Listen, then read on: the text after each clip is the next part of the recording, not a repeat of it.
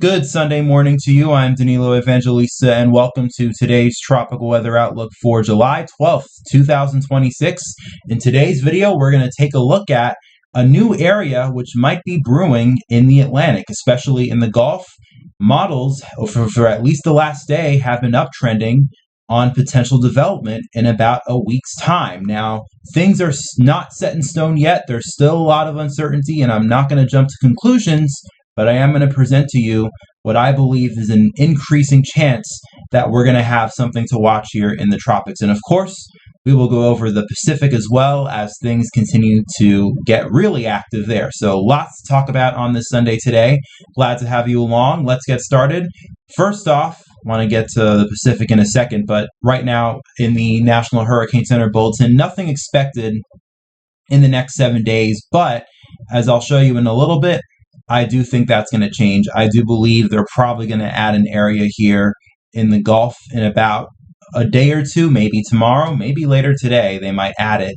But there's still a little bit of uncertainty, but the models and some of the very reliable models of this year so far are beginning to uptrend on development in the Gulf. So I think there is something on the card. So I think this bulletin here of nothing expected in the next 7 days will probably change soon.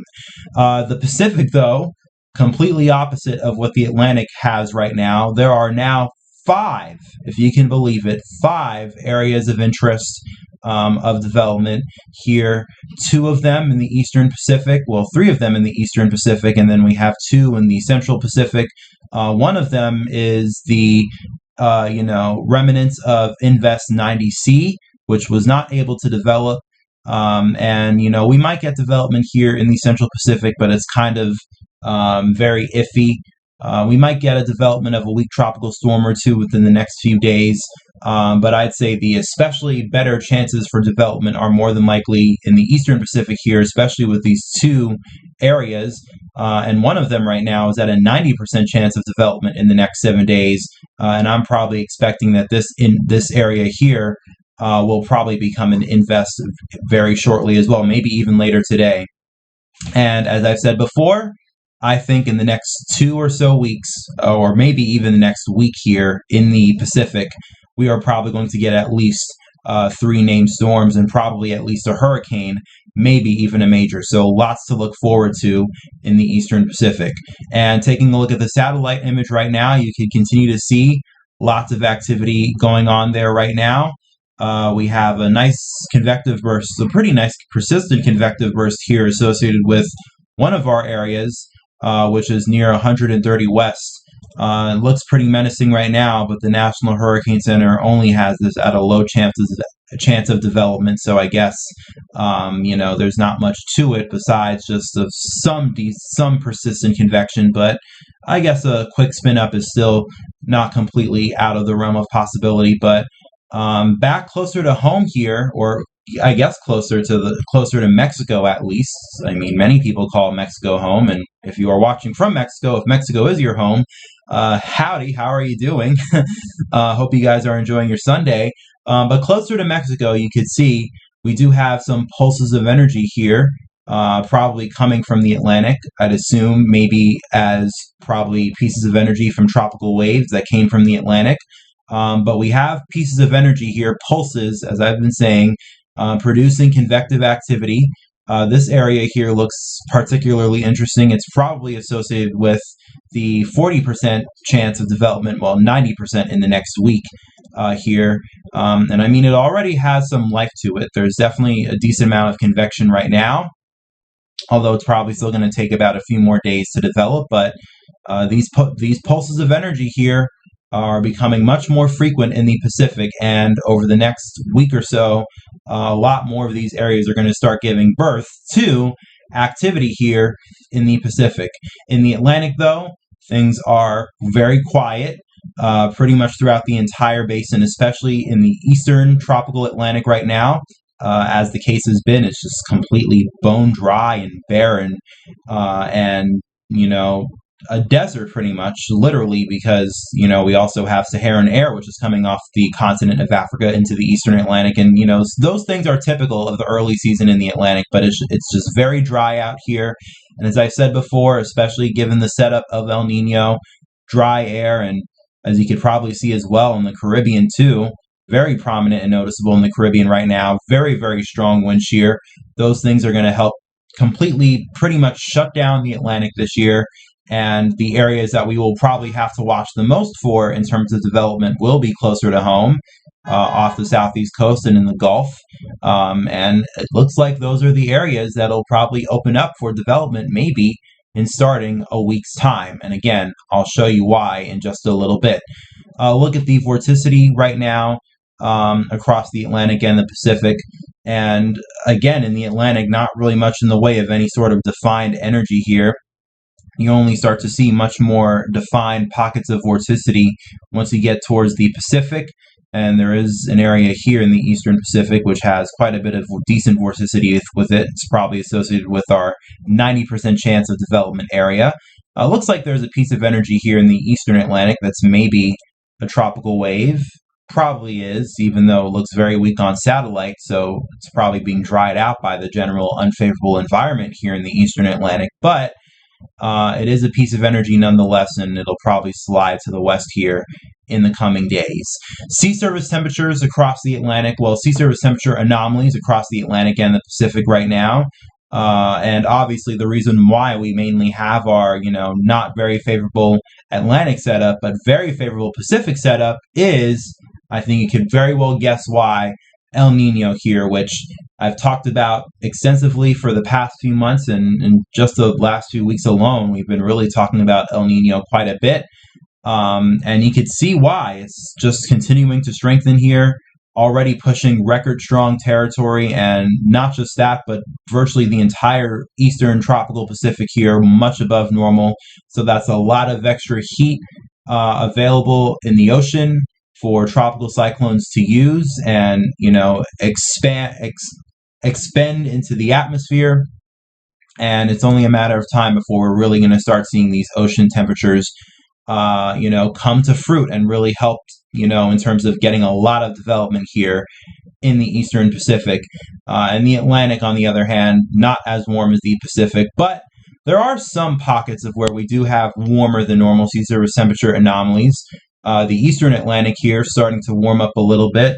The subtropical Atlantic starting to warm up, especially in the Eastern Atlantic, and I've talked about how that might actually be a little bit of an interesting thing here for the Atlantic setup, especially if this holds. But probably most prominently, take a look at the Gulf here and off the southeast coast. Again, the biggest areas that I say that are favored for this hurricane season, very, very warm sea surface temperature anomalies right now, especially in the Gulf, the northern Gulf, some areas even 2 to maybe even 3 degrees Celsius above normal here along the northern Gulf. So lots of warmth in the ocean. And I think that's to be expected given the general, you know, death ridge we've had set up over the eastern part of the U.S. for quite a bit now, especially a week ago when we had temperatures stretching all the way up to the northeast, all the way up to here in New York City, hitting 100 degrees. That definitely helped warm up the northern Gulf Coast quite a bit. And so there's a lot of heat energy and very much above normal sea surface temperatures there right now. And obviously, that'll be a huge plus for development. And I bring that up because let's switch over to the models now. Let's start off by taking a look at the European AI model here with the 6C run. And you could see roughly around 4, 5, 6, 7 days out from now, so roughly this time next week, you do notice that there is a piece of energy here that originates from some sort of, you know, mesoscale cyclone or some sort of front, probably a frontal boundary maybe, that's set up right now across the mid-eastern part of the U.S. And then clearly the energy kind of breaks down here, especially as the front associated with it kind of drapes on off to the east. And then you see here the piece of energy associated with the front breaks down, moves to the south, and then eventually emerges out over the Gulf here, and at least once it emerges out over the Gulf around 6 to 7 days out, you could clearly see there is some vorticity here that tries to consolidate, and probably some development occurs. That definitely looks like a signal to me of the model trying to hint at least a tropical depression or maybe even a weak tropical storm here in the Gulf. And the European AI, this model here has actually been consistent on showing something in the Gulf for at least the last 2 runs now. I'd say for maybe even about the last 2 or 3 days. And the European AI has had a good track record so far this hurricane season. So I'm very interested to see that the European AI is continuing to hold on to some sort of idea that we're going to have some development here in the Gulf around 7 days out. But what makes this more interesting is, the overnight 0Z run from the regular European model also coming on board now too. Roughly here again, 5, 6 days, 7 days out, you start to notice we get a low pressure here that consolidates and deepening and tightening vorticity here. And again, the look of what is probably a developing tropical depression or low-end tropical storm here in the Gulf, roughly about a week out now. So 2 models, I'd say pretty reliable models. A lot of people like to count on these models. And I certainly think that they are probably among the most reliable models that we could look at for hurricane season, showing development here in the Gulf. And conditions are probably not that unfavorable. Let's take a look and see what the humidity looks like. Might have to deal with a little bit of dry air. These frontal setups where the piece of energy breaks off and tries to form on its own. Often there is some dry air, especially that comes from the backside of the front. So humidity and relative moisture in the atmosphere, maybe that'll be an issue. But the wind shear, let's see how that looks.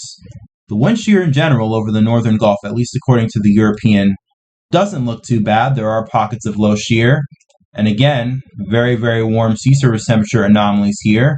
And also, as I said before, very, very warm sea surface temperatures. I mean, the anomalies are a reflection of the actual sea surface temperatures.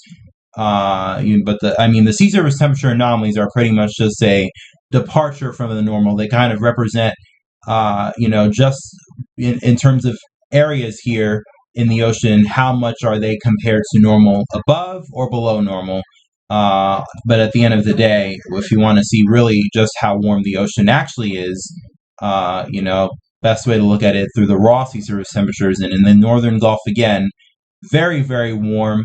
Widespread areas here throughout the Gulf, 30, and especially here along the northern Gulf, closer to the shelf water and along the coastline, even areas reaching 31 degrees Celsius. So lots of ample heat and probably quite a decent amount of ocean heat content as well, especially given how much warmth we have in the Gulf now. So I guess if we have sea surface temperatures this warm, maybe that should help us combat whatever, humidity or moisture problem in the atmosphere that we do have. But the shear seems to be low. And most importantly, if we look at the European ensembles here, and actually this is the regular European ensembles. I meant to bring up the European AI ensembles, my bad. So I'm going to close off of that.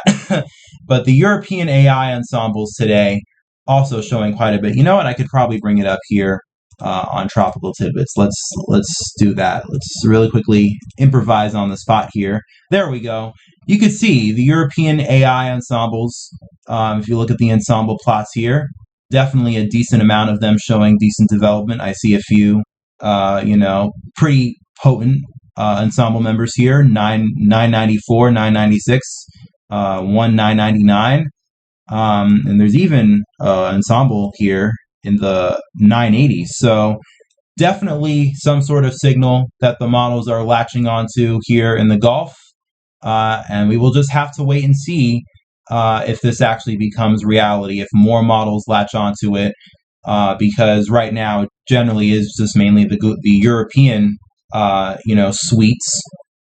We'll have to see whether or not the GFS starts to show something, but as long as this holds in the models, and we continue to see things uptrend, or in the very least, persist compared to what the models show now, yeah, I think this will be a legit signal that we will have to watch in, again, roughly a week's time from now, probably starting a little bit earlier, and maybe if the models persist, we will also get some word from the National Hurricane Center as well on potential development. But again, nothing is set in stone just yet.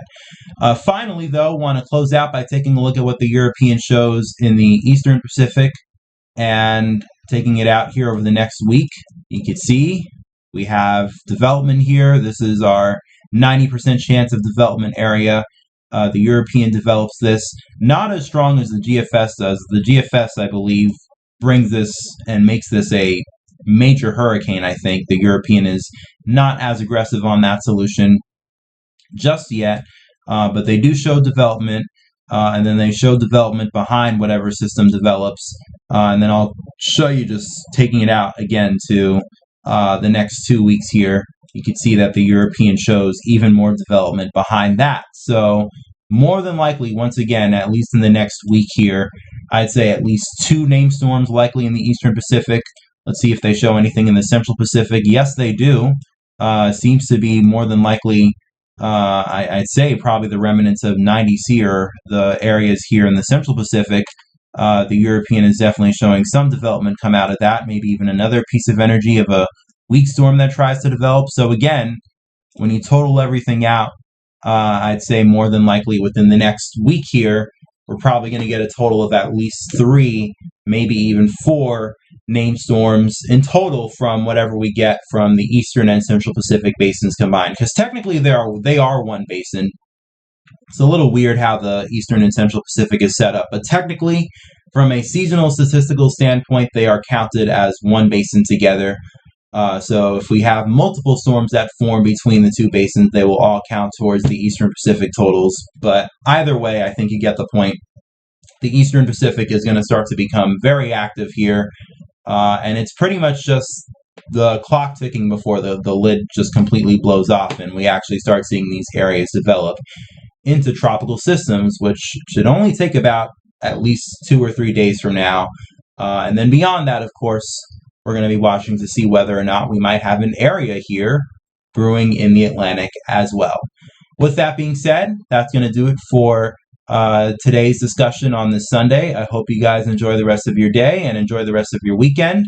If you did like today's video, I would really appreciate if you subscribe to the channel, because more videos are definitely coming, especially throughout this upcoming week if we have something developed in the Gulf.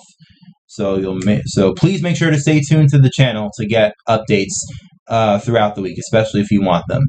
Thanks for watching once again. Enjoy the rest of your day. Enjoy the rest of your weekend. Stay safe. Peace, love, and kindness to you all. I'm Danilo Evangelista, and I will talk with you guys again tomorrow.